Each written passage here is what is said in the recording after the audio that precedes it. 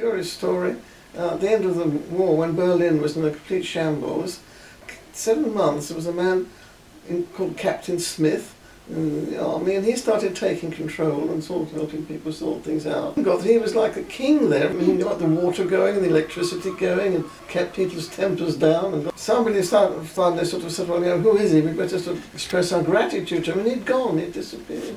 No, there was no record of him. The Great White Brotherhood, seeking always to do good. I heard that Saint-Germain was a reincarnation of Thoth and Hermes. No. A guy called Apollonius of Tyana, which is Alexander the Great, then Saint-Germain. Who knows these days who he is.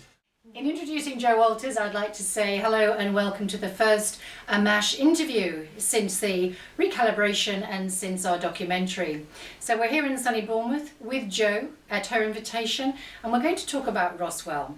But before we do, I know from previous information provided by Jo herself that she is clearly what I'd call a sensitive, with an ability to search or to reach, let's say, levels of, I don't know whether transcendental meditation would be the right phrase. So there's a bit of paranormal activity around your life as well, Jo. But before we get into that and hear a little bit about you and some of those instances, then we'll get on to Roswell.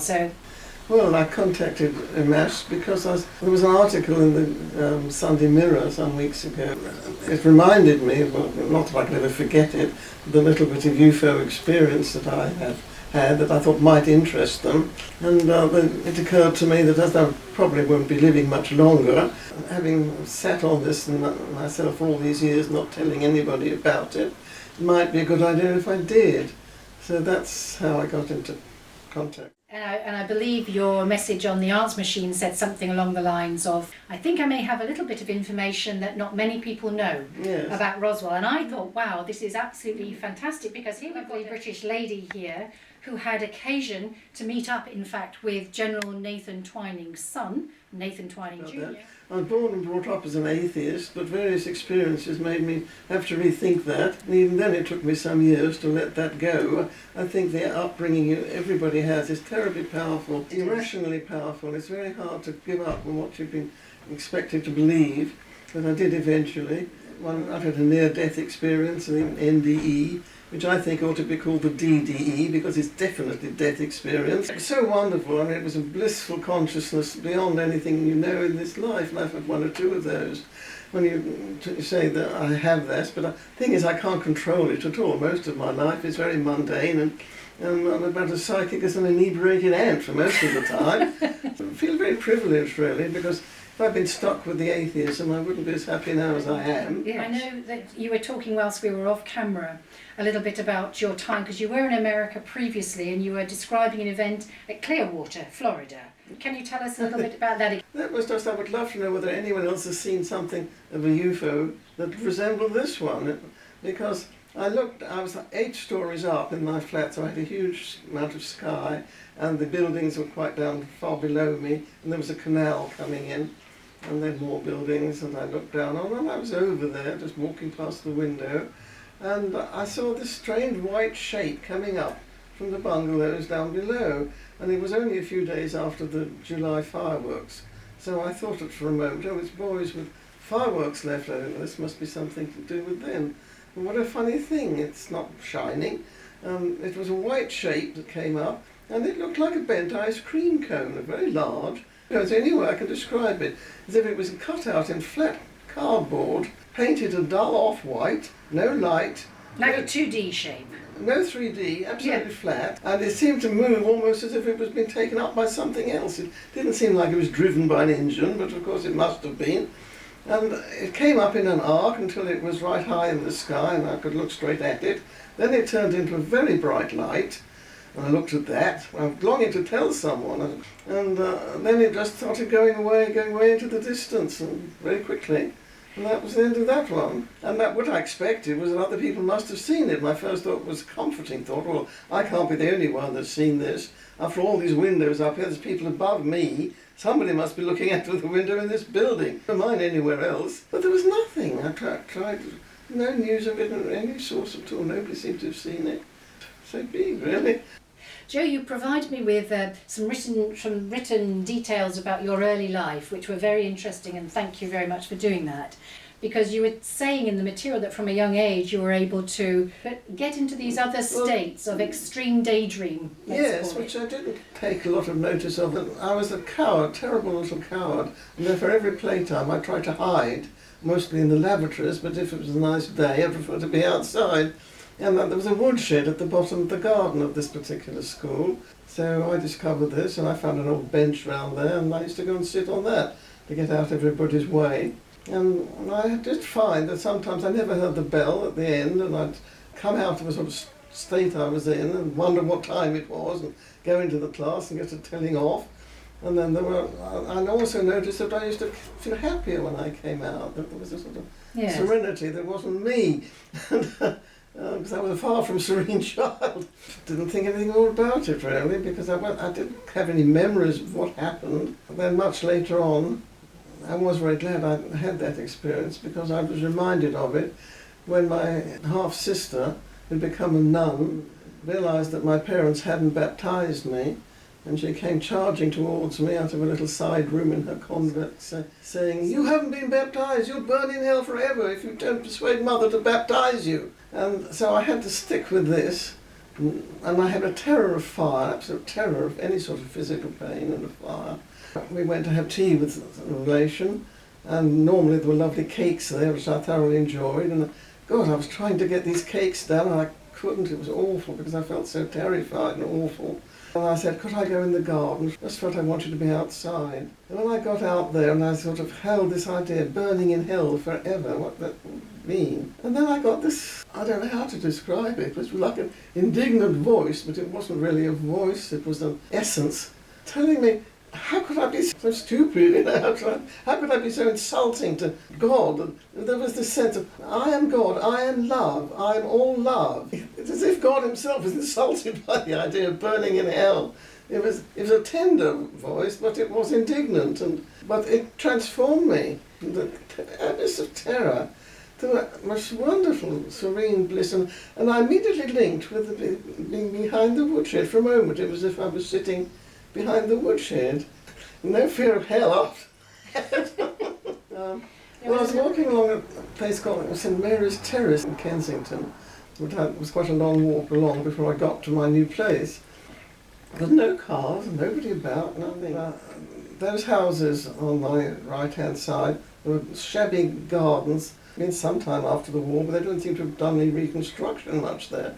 Gardens were in a mess. When I saw this group of youths suddenly strung across my path from lamppost to wall, I remember that I had read that a few weeks earlier a woman had been found raped and murdered in one of the cellars in St Mary's Terrace. And I got my first thought, what a fool I am to be coming along here at midnight. Why didn't I remember that? Why didn't I think of that? But anyway, there they were, strung out, jeering and looking. So you'd have been about what age, evil. In my 20s, 26 I think. And anyway, my first thought was colossal fear. There they were, and I'm an awful coward anyway. I just prayed, oh God, take me over now, take me over now. With tremendous intensity. Nothing happened, I just had to go on walking along. So I thought, I can't turn and run, I can't run with suitcases anyway. So I went steadily towards them, and suddenly I just seemed not to be there, as though I was observing from somewhere else. Yet what I was feeling, I call it the eye that is not I when I write about it, completely confident, seemed to be tall, I seemed to be looking down slightly on these boys.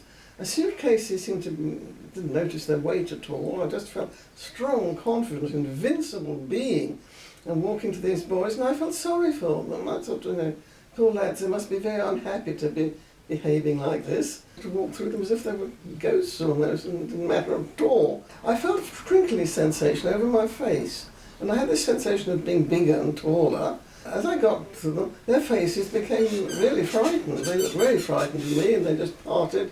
And I walked through, and after I'd gone some way down, I felt myself coming back into myself and being me again. And one of these lads shouted after me, carry your case, miss. And so I turned to them and said, no, thank you. So I never, of course, knew their end of it, but I'm sure something upset them. And I just had this wonderful experience. It's not I wish I could be that person all the time. That's wonderful. So now we'll skit on. Thanks for sharing those things, Joe. For some reason, I always thought when I was young that I was here for a purpose, and it was a big purpose, a good purpose, an important purpose. I've done nothing with my life. I'm more of a failure than average, and it hasn't happened. But that sense, I've always had these moments where I'm not at all psychic, but if my life's in danger, then remarkable things happen. That was just one of them, the 3 or 4.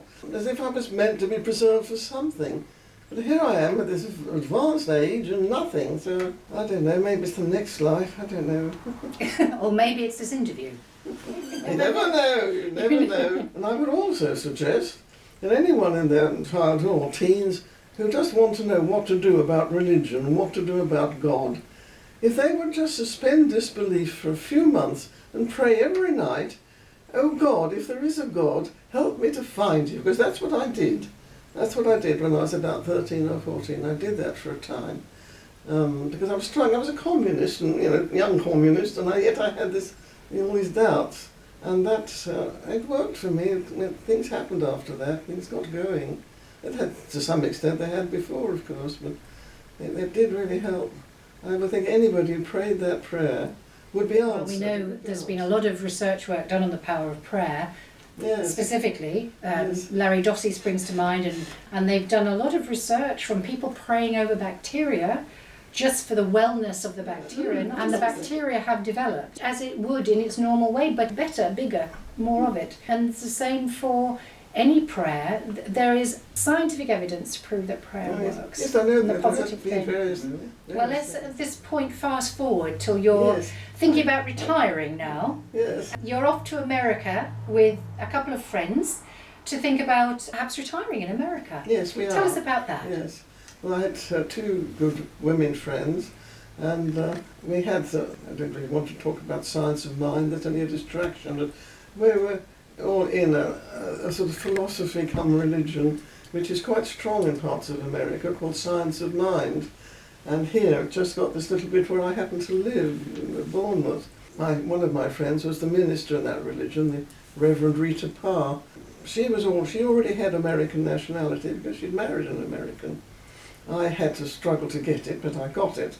We'd been told by a friend out there in Science of Mind that Nathan Twining had this large expanse of land, and they were hoping to have a community of science-minded people living, making life on this community. Would we like to do it? So we liked the sound of that, and Nathan Twining very generously offered us a weekend in his place where he could take us out to see the land and talk it all through. Do you know what year roughly this would be, Joe? This was 1998. Late 90s. I have to think Okay. about that. I remember telling you, I've worked out it was 15 years ago from now. And I'm not sure that I even knew it was Roswell we were actually going to. The actual little village or town or whatever was out there may have another name. But I know the piece of land that we were shown, the garden, if we had it, the end of the land that we would have bought, did adjoin the Area 51, the high security area. So we were close to that when we got out there. I found that Nathan Twining was deeply interested in the USO subject. And he just said something, I suppose, while we were eating, that made me realise he was. And then I realised that we were at Roswell and he was sort of part of it. When he found I was interested, he was quite excited and willing to talk. Both my friends were not a bit interested. But anyway, so he and I were only able to talk when we were alone. We only had one real good conversation. And then it was when he told me this amazing fact that he was the son of General Twining, which I hadn't realised, and that General Twining was one of the 3 top brass who were instrumental in playing down the Roswell story and putting it all back. I always felt there really was something. He knew something had happened. There was too much going on, too many people talking. Something must have happened. It wasn't just that. And did his dad carry on with that story? Yes, absolutely. No, forget about it, my son. It's all nonsense. Forget about it. Nothing happened. And then 6 weeks before he died, when he knew he was dying, he sent for his son, sent for Nathan, and said, I don't want to die with this on my conscience, because apart from one thing, I've always been absolutely straight with you, and I know you've been straight with me, in words to that effect. But he said the Roswell event was a real event, and one of the beings I think he said there were 3 beings. He might have said 5, but I think he said 3. One of them was still alive, and we took him to the high security place, Area 51 place, and he's lived there. He's lived in there for 15 years. And I used to visit him quite often and talk with him. And I came to admire and respect him very much. I regarded him as a friend. Now, I think I did ask how they communicated. And I think telepathy was mentioned, but I'm not certain. I didn't ask enough questions. I didn't go into it enough. I thought we could talk again. So, did he get to describe him, this being? No. There's so much I wanted to know that I didn't ask and didn't think to. This wasn't a long conversation even. My friends came in and it all had to go out and go to dinner, and it was all over. And there wasn't really another one. There's only one very brief moment when we were standing beside his front window and a woman passed, and we'd been talking apparently about implants, because he said that she has an implant, as this woman went past. But that was all I had. The next, a few hours later we were leaving, and we had to go out and see the land and all that.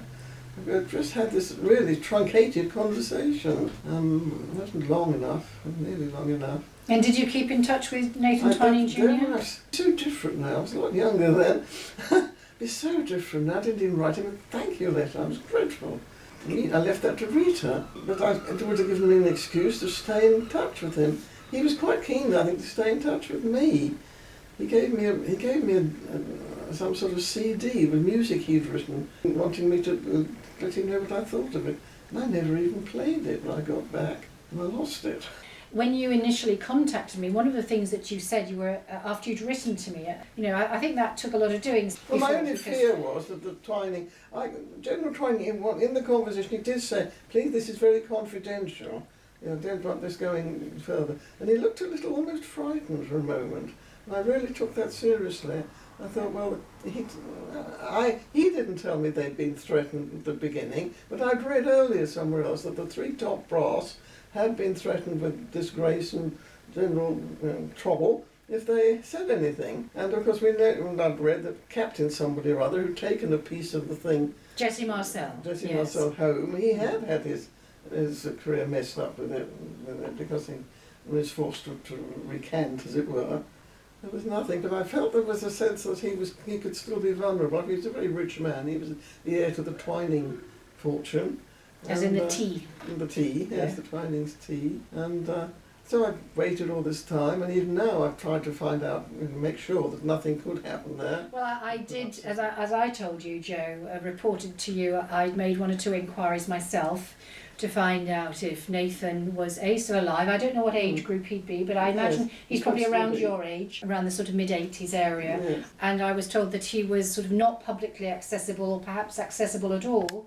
From what I understood from that was that he, maybe to do with age or health or both, that was the situation. Or something, yes. Maybe, but certainly not contactable or accessible. So. Yes.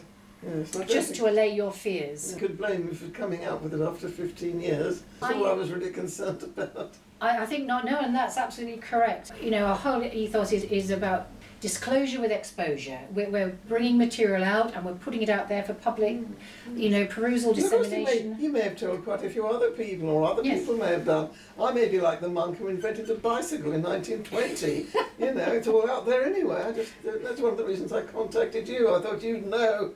Well, I've done some research myself, but I see nothing at all that says that General Nathan Twining, the father, at all believed that there was, or not believed, stated that there was a crash. In fact, he stated there was no wreckage found. Although there is the Twining memo, which we know about, which said that these objects were not fictitious and not sort of some fantasy, they were real, which was written in 1947 in September, 3 months after the Roswell crash.